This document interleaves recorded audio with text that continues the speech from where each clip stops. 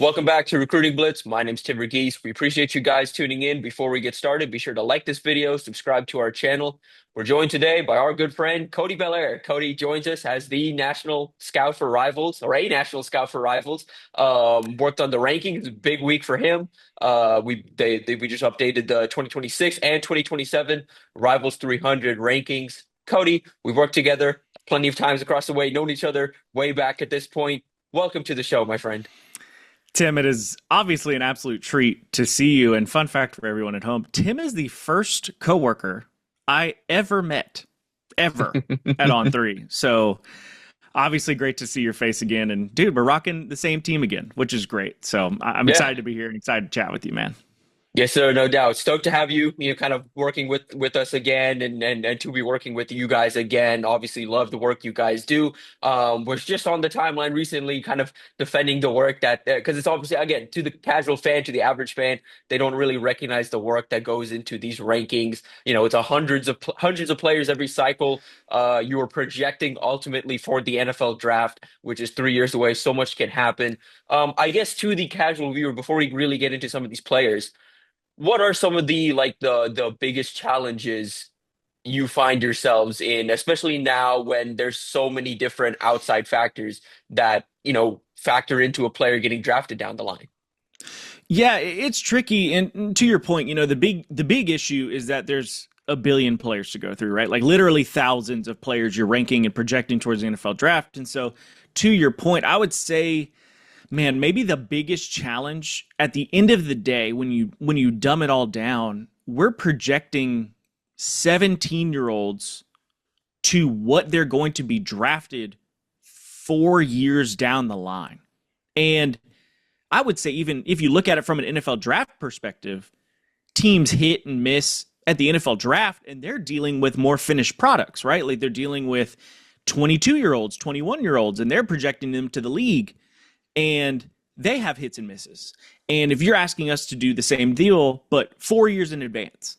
And so it's difficult because kids change, their bodies change, their personalities change, and they're growing up, they're human beings. So they're still learning and living life and still figuring stuff out. And it's a lot of stuff that we can't see on a highlight tape, or we can't see in game film, or we can't really see in limited in-person settings. And NFL teams have every asset under the sun to sort of figure out and get a peek into an even smaller sample size. So it's tough to just feel like you're 100% confident on what a 17-year-old is going to become 4 years down the line. So it's a tough ask, but I wouldn't change it for the world, man. I love it. I love what we do, and I'm confident in our process, and it's a good time, man. No complaints on this end.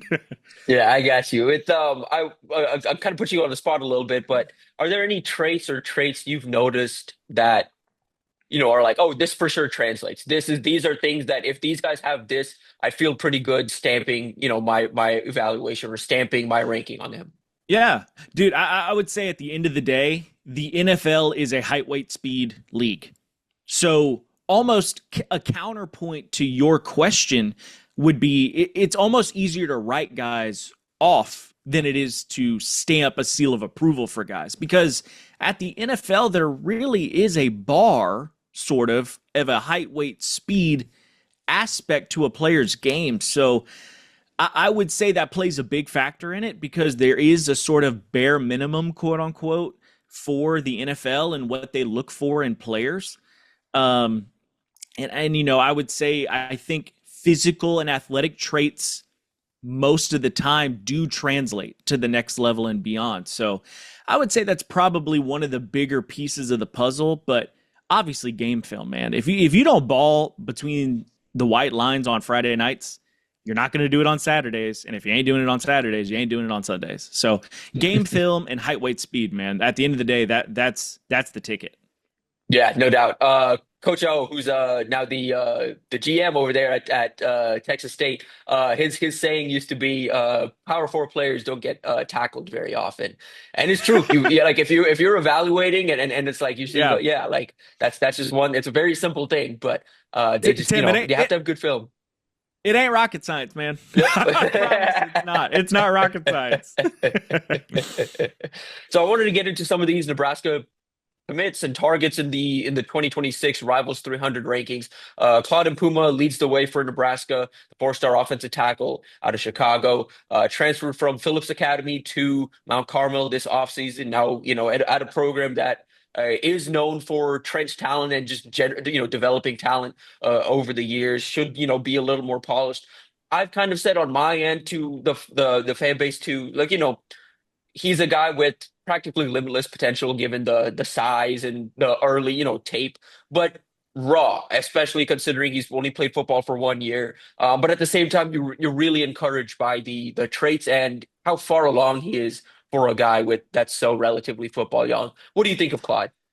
Yeah, I mean, Claude Mpouma, man, he's a big piece of clay. I mean, this is the type of player that really good offensive line coaches want to get their hands on because the sheer raw potential, like you touched on, of a kid like this is extremely enticing if you know what you're doing when it comes to developing prospects. I mean, the kid's, like you said, just played his first year of football ever. He's 6'6", 6'7 plus, 300 plus pounds with great length, with a soccer and basketball background. I mean, this is exactly the type of stuff coaches talk about from a tools perspective that you simply can't teach for big humans like this. But I say all that, he still obviously has some big concerns and question marks. He moves really well, especially for someone that has only played football for a year. And you see the footwork and foot speed that translates over from the basketball and soccer background. But the tenacity, the physicality needs to come out a little bit. We need to see the violence in the run game. We need to see more hand usage and using his length to his advantage more consistently. But when we talk about the physical and athletic tools for the position, I mean, he's got it in bunches. So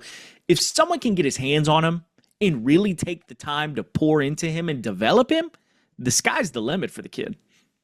Yeah, and that's the plan for Nebraska. I think their goal is obviously, year one, ID, maybe contend for a spot, but there's no expectations of that. Just sit, cook, develop behind the scenes with Donovan Raiola and Aaron Coling.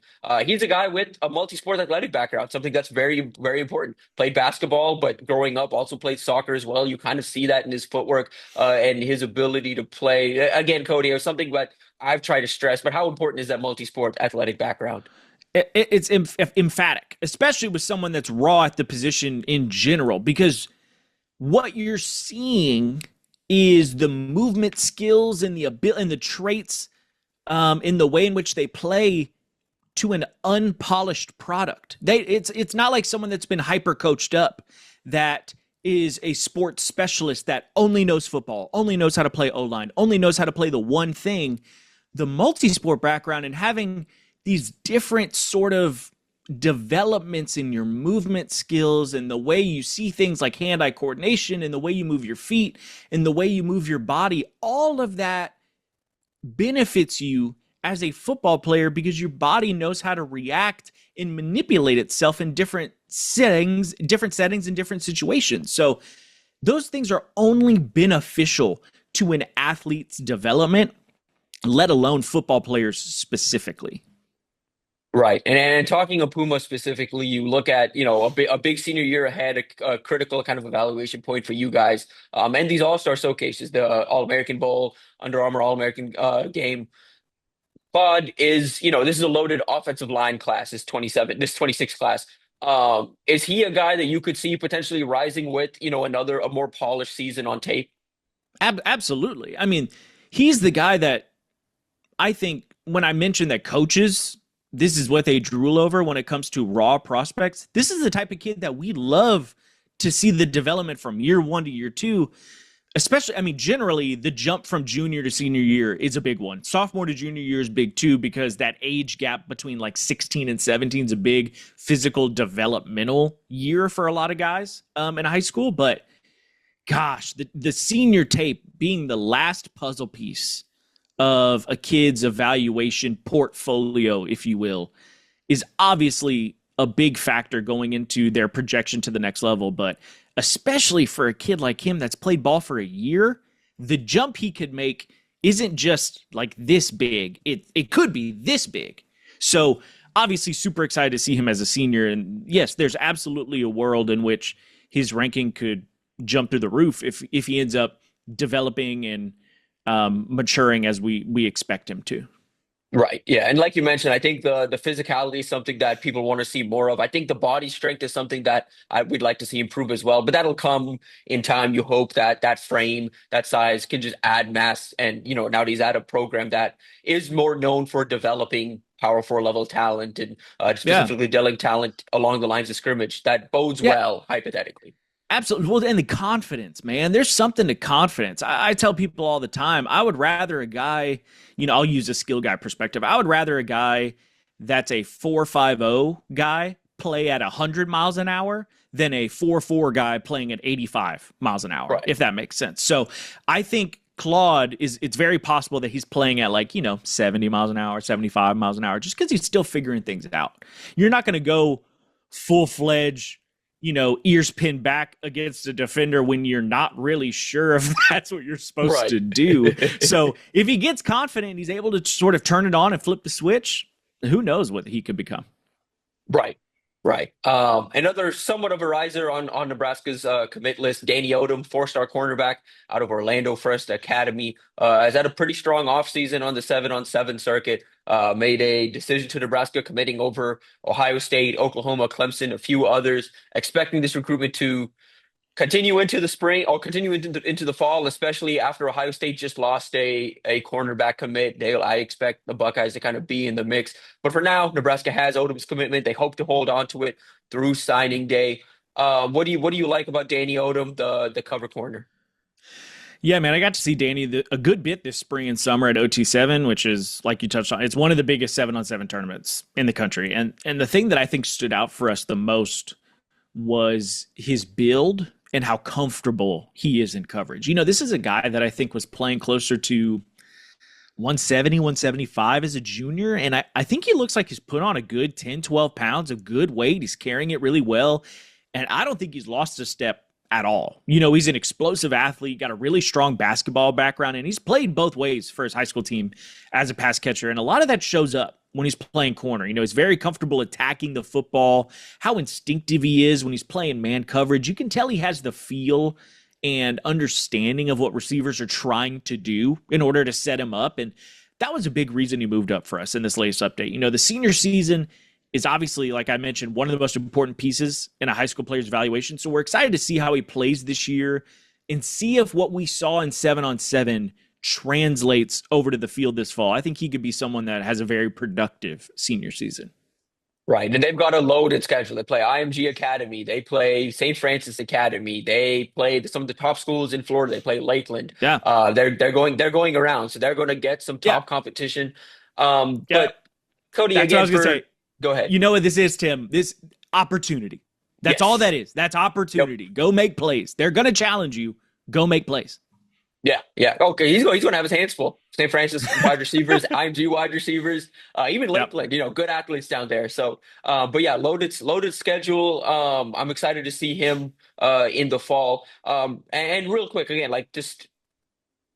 I feel like at this point everyone understands the importance of 7-on-7 and why that's such a big evaluation tool. One, but also like why it helps these kids develop. You're playing some of the top players across the country, but for someone like Danny, like how important was him to check off some of those boxes going up against some of that national competition this spring? Yeah, it's just such a great tool to see how these guys' body types look in person, being able to see the movement skills and ball skills for these guys. I think the production on the field in that setting doesn't necessarily translate to on-field success. It's not a one-to-one correlation, you know what I mean? But you can get such a good look at guys' traits and movement skills out of it. And that's what's been really impressive to me about Danny, is because not only do I feel like I get to see him in person and I get to say, wow, he looks like he's added some weight. He's carrying it really well. Has it bogged him down? Does he look like he's stuck in quicksand a little bit? And as soon as you see a snap go off and you watch him turn and flip his hips and go up and attack a football, you're like, oh, nope, not at all. He looks great. Like, still looks more explosive. He's filled out a little bit. So I think that's the real benefit of those events. It's not the production. It's not like, oh, he scored like 15 touchdowns this weekend, or he came down with like a bajillion interceptions that a team threw up at the end of the first half because they have a money ball. Like, the rules and the regulations of that event are sort of skewed certain ways and stuff like that. But you cannot take away the value of watching a kid move around in person and run with some of these guys out there. That's where the value comes from. Right. And it's running against, again, not just like, again, random high school competition. It's running against some of the best It's receivers in the dudes. country that, yeah, Yeah, right. it's dudes. Yeah, he's a guy that on my end, compared to Claude, who's more of a slower, like a longer burn. Danny has the potential, even in, well, Nebraska has a pretty young and deep secondary, has a chance to come in and play pretty immediately, at least on my end. Do you agree with that? Yeah, I would say so. I think the big thing for him is, again, it's going to be the weight. It's going to be Mhm. being able to be college ready, not from a movement skill, cover skill perspective. I think he has that. It's going to be, hey, dude, it's the nitty gritty. They're running stretch, and you got to get off a block, or you got to put your pads into somebody's like chest, or cut a kid's legs out to make a play. And I think that's the big difference at the next level for a lot of these guys, the physicality of the game. It's not just when you have to make a tackle, and it's not just, winning in press coverage. It's every snap. So it's the down in, down out. Hey, dude, I'm playing 75 snaps a game. Like, and I have to be physically ready to do that 12, 13 times a year. So I think that's a big factor in this. As long as he gets physically ready to go and he goes through a strength and conditioning program in Nebraska, which is, one of the top ones in the country, I think they have every opportunity to get him right and to at least have a role next season. Right, right. And sticking with just the Orlando area, the 24K 7-on-7 circuit. We're going to want to talk real quick on Larry Miles, the Nebraska commit, who lit it up at the OT7 finals. Nebraska pretty much had that recruitment in the bag, and then he had that OT7 performance. Had a few SEC and ACC schools calling him, saying, "Hey, can we do anything to delay your decision or make you maybe reconsider a little bit?" But he was pretty set to Nebraska. Announced his commitment on July 1st. Shifty slot receiver. There's a ton of these type of guys that come out of Florida every year. What makes Larry different? What has him kind of in right outside this kind of on 300 or rivals 300, but in that mix? Yeah, he's such a fun one, man. I've been able to see him crush that OT7 7-on-7 circuit for a couple of months now, but the first time I saw him was at Battle Miami a few months ago, which is another big 7-on tournament. And, a new coworker for me, but someone you've known for a minute, John Garcia, put me on. Actually, he told me going into that tournament, he was like, look, that Larry Miles cat, he's about to get fed a ton of targets. And I was like, okay. And, he ended up being my number 2 top performer for the entire tournament that weekend. Only behind his quarterback, Darion Coleman, who's committed to Miami. But yeah, man, Larry Miles, he may have a limited ceiling due to the size. And, he's not a super big guy, but like you said, he's definitely more of a slot type prospect for the next level and beyond. But this is somebody who has a defined role. And we talk about immediate impact. This is a guy that can do that. He's savvy. He's got strong hands. He's explosive as hell with excellent change of direction. He's someone that is going to be a menace at the underneath and intermediate levels of the field. And this is somebody that can be a true safety net for the quarterback by being an extended handoff guy, someone that's dangerous with the ball in his hand, and be sort of that security blanket for an offense. So I think he could step into that role day one if he wanted to in Nebraska. And he's a guy, it's not hard to envision what it looks like in Nebraska playing in a Dana Holgorsen offense. Dana Holgorsen has had a ton of these type of guys come through his offenses and have a ton of success. And they currently have a guy in Ja'Cory Barney, does, somewhat similar things. Barney's a little bigger. They got Cortez Mills out of Florida this last cycle, who's a little different, but again, another Florida receiver that's a savvy Yeah. route runner. With Larry and you see these guys. How do you separate at the right now? We know when these guys come up. How do you separate some of these slot receivers? Like when it's like okay, this guy is 5'10", 170 pounds, has some weight to add. This guy's about 6 foot, but limited to the slot, thicker. Maybe not doesn't have the top end speed or the shiftiness. Kind of Mm-hmm. how do you kind of separate the slot receivers that will translate and the ones that maybe won't? Yeah, I think the name of the game is separation. One, right? The reason those guys work in the slot is because they are shifty. It's because they do have the ability to separate in tight spaces. But to me, that's a bare minimum for that position. If you can't separate in the intermediate and underneath levels, you can't play slot. Sorry, like you just can't. I think the thing that separates good guys from great guys in that position is hand strength and being able to catch the ball away from your frame. You see a lot of guys that sit in zones, that are sitting at the sticks, and They're body catchers. In that setting, especially in underneath and intermediate levels of the field, and like third and short, or hey guys, we're working to the sticks. We need a first down. The difference in catching the ball here as opposed to here could be the difference in a first down or making a catch in general. And so I think the guys that really separate themselves at that position are the ones that can really pluck the ball away from their frame. And I think Larry is a guy that does that. Yeah, I thought that was the most impressive thing. I think he plays a little bigger than his frame, just the way on tape and in 7-on-7. One of the Yeah. more impressive things about him. He's been catching passes from Darion Coleman with 24K, but he's also been catching passes from Trae Taylor, Nebraska's 2027 four-star quarterback commit. Trey in the top 100 of the Rivals 300 in the 27 class has a chance to potentially move up the number 5 quarterback nationally. You saw Trey at Rivals 5-star. You've seen him at a couple events this offseason, but it's been a quieter offseason compared to last year where he was everywhere. I think I talked to him at Rivals 5-star. He told me he camped at like 20 schools in June, which was like last June. Obviously, this year he's pretty shut down, That's a committed to lot. Nebraska, and he just camped at every Nebraska camp. What do you like about Trey? And put into context, I guess, before we even get into Trey, how strong this 27 quarterback class is.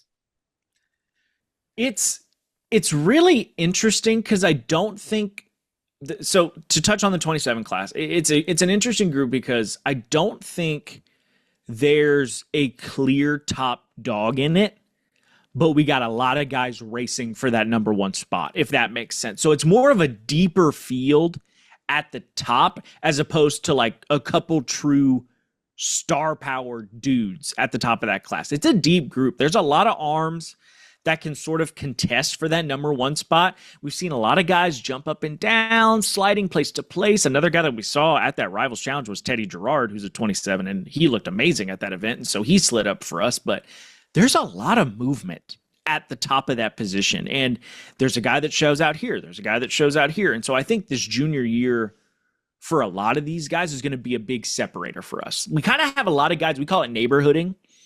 A lot of guys, a lot of homes in the neighborhood. But I want to be able to separate those homes in the neighborhood and say, oh, I like this house. Oh, I really like this house. Oh, I like this house a lot more. And I think the junior season for a lot of these guys will help us sort of break up those neighborhoods and get a real clearer sense going into their final season as like, oh, who's really got a shot? This kid has more upside. This kid's a higher floor guy. So the 27 class is very fun at the top of the QB cycle just because you don't really know who's going to end up at the top. And so that's obviously very exciting for someone like me who's watching all those guys all the time. So 27 group in general is fun. Trey Taylor himself, I would say, is a fun, interesting prospect. I feel like we've seen him do a lot of growing up since the last time we were able to see him in person. And obviously we've seen him a ton this summer at Rivals and 7-on-7. And he's clearly added some mass throughout his frame. And, he looks much more filled out. He's carrying it well. And to be honest, it looks like the ball's got more juice on it. Like, I think he's got more gas in the tank when it comes to arm strength and velocity, which is great because before I felt like the football would float on him a little bit when he had to push the ball vertically. So that's obviously good to see. But one of the bigger concerns with us for him is the processing right now. I think at times he's still just a tick too slow. He's got moments where he pats the ball and holds on to it for just a hair too long. And that leads to some late throws and balls being a little behind receivers or into tighter windows. You can't afford to be a hair late and stuff like that. So I would love to see him be a little bit more decisive. But man, I tell you what, the funniest thing about Trey Taylor, I was able to talk to him and some of the teammates at OT7.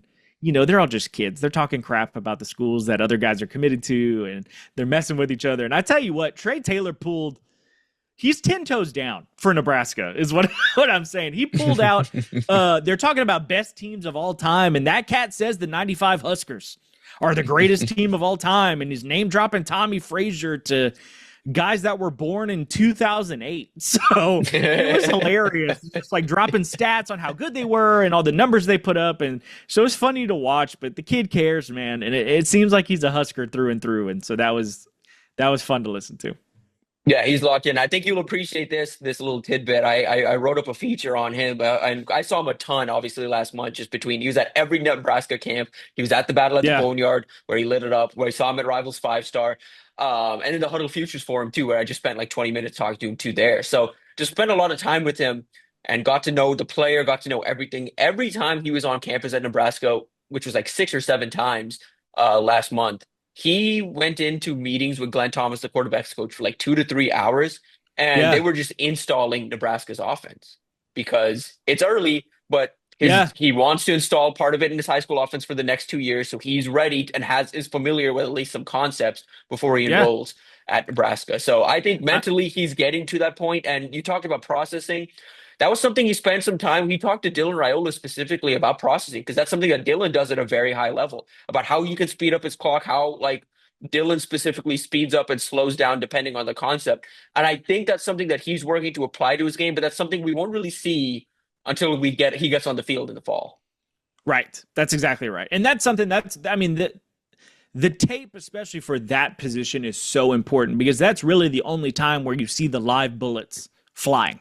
And Right. so that's when you can really see how decisive a kid is, how fast he's going through reads, and what's going on from a internal clock perspective, because you can actually watch it happen in person. So I think that's going to be huge for him. I think being able to create more with his legs and doing stuff like that's obviously going to be extremely important. But I mean, dude, he's doing all the right things in terms of the summer offseason going into that junior year.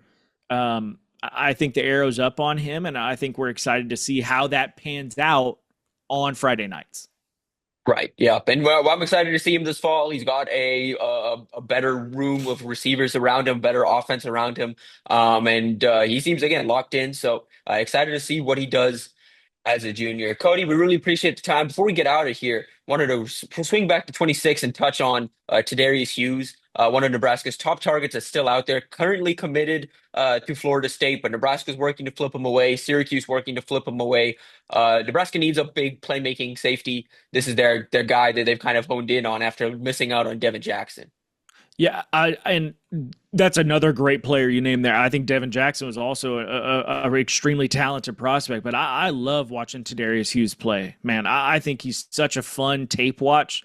I think he's even, I mean, in the 7-on-7 circuit, I know we've talked about it a ton here, but it's such a great look in terms of the way these guys move and the body types. And Tadarius Hughes, when we talk about a body type perspective, I mean, this is what you want it to look like. He's a creature. Like, all of 6'2", 6'3" plus with almost, I think he's got an 80-inch wingspan for his size, and he's got a frame that's going to carry some weight. I mean, this cat's going to be 6'2 plus, 205 plus, and if he's able to move and retain the movement skills, I mean, my goodness, the thing that impresses me so much about him is he's so tall and so long. You can see just how well he processes things as a middle of the field safety. He's so instinctive, and he just destroys passing lanes with his length and his ability to trigger to the football. I think he's somebody that could develop into a real dude at the next level, especially as he adds on that mass to his frame and continues to get more explosive. I think Tadarius Hughes is not only a really fun player on Friday nights, I think he's going to be a fun player on Saturday and Sundays as well.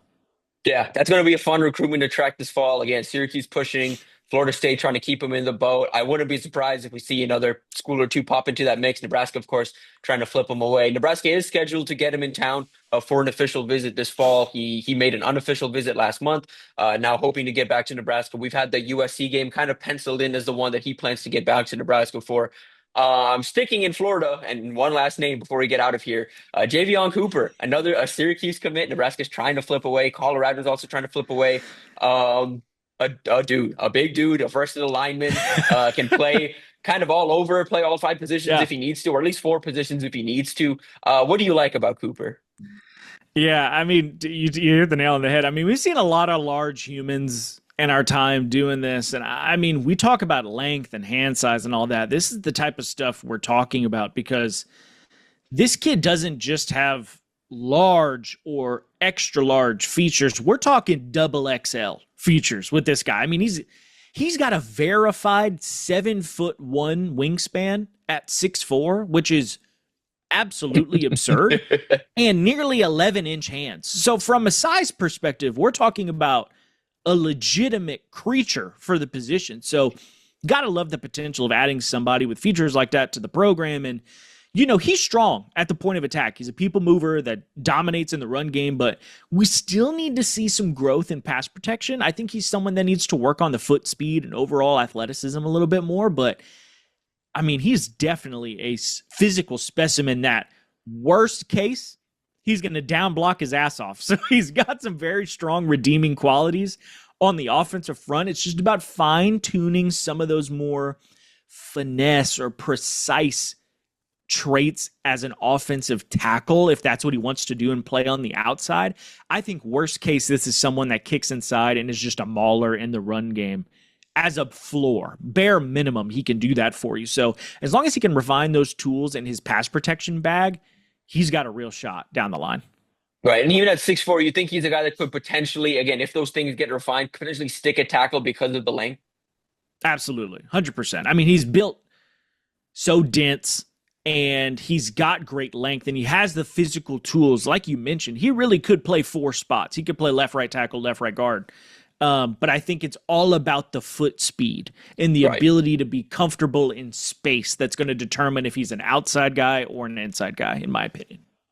Right, right. And like I said, Nebraska's still working there. They have 4 offensive linemen committed. They'd like to potentially get a 5th. He's the kind of guy they'd like as a 5th, potential swing tackle type candidate that could also move inside. They have a couple of those guys in this cycle. But Cody, man, really appreciate you making the time for this. Happy to have you on the show. We're definitely not going to be the last appearance for you. We're going to get you on through the season as Nebraska kind of starts to build out this 27 class and fill in this 26 class. Definitely want to talk more targets and more commits with you through the fall. But yeah, what are you excited about? Anything you want to plug real quick before you get you out of here? Oh man, nothing to plug, dude. I mean, hop on the @Rivals channel now. We're all team rivals. We're one squad. We got one of the deepest networks. I mean, honestly, we have the deepest network in this industry, and we take a lot of pride in our rankings. We take a lot of pride in our news. We take a lot of pride in our analysis. I think you better jump on the wagon now if you're not already, because I think this thing's heading to the moon. So. Other than that, man, it's been such a treat to talk to you, and you're one of my favorites in this whole deal. So I love that you had me on and was able to excuse me, almost dropped a BS there. Excuse me. I don't know if we can cuss on this show. You're fine. It's always a pleasure to bullshit with you, Tim, and I love doing it. So I appreciate it, man. I really do appreciate it. Feelings mutual, man. Appreciate you. And real quick for the fans out there and for the subscribers, if you ever have any questions about the rankings, you can directly access the guys who make the rankings now, and you can don't berate them, but ask them questions and they'll explain exactly why. And again, understand that there's a science to this thing. These things aren't just numbers thrown at a board. They'll be able to explain to you why a guy's ranked where he is, why he's not maybe higher, why he's maybe fell. They're able to do all those things. Go over at I think it's the Rivals board now. Is that the best it's the recruiting board. It's on the Rivals page. Go to the forum. It's called Recruiting Board. Hop in there, ask any questions at Charles and I, and we'll get to it as best we can. But it's the best. The thing I love so much about evaluation, it's the perfect blend of science and art. It's so subjective, but there are so many objective things that go into making a subjective opinion. It's never perfect, but that's the fun in it. Is we can all have an opinion and we can all have a discussion, and that's the fun of this thing. If it was science, it wouldn't be as fun. So I'm glad there's some subjectiveness to it. So, but I appreciate it, man. This is awesome. For sure. All right, man. That'll do it for us. Appreciate you guys tuning in. Be sure to like this video, subscribe to our channel. We'll be back next week.